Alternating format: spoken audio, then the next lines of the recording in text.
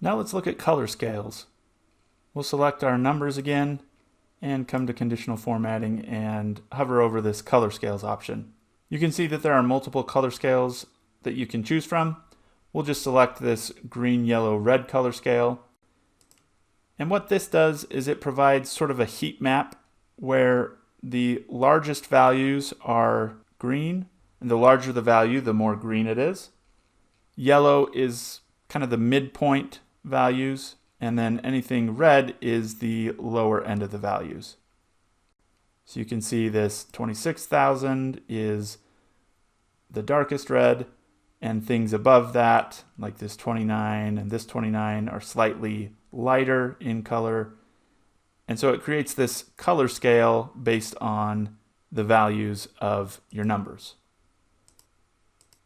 Let's clear these numbers and look at some additional options that we have when we click into this More Rules section. So here it defaults to a 2 color scale. That's what this looks like. A little boring, but sufficient for what you may need. You can also select the 3 color scale right there. And this shows what Excel defaults to. So the lowest value is going to be this red color right here. And then it defaults to a percentile. So anything that's in the 50th percentile is yellow, and then the highest value is green. You can come into these boxes right here and change the type of number that you want to look at.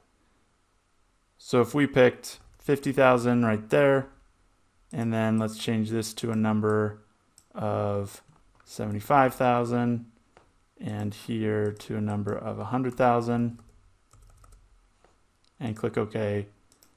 Now this isn't showing as much variation with the colors, because anything over 100,000 is this dark green, and anything below 50,000 is this dark red, but you see a little bit of variation.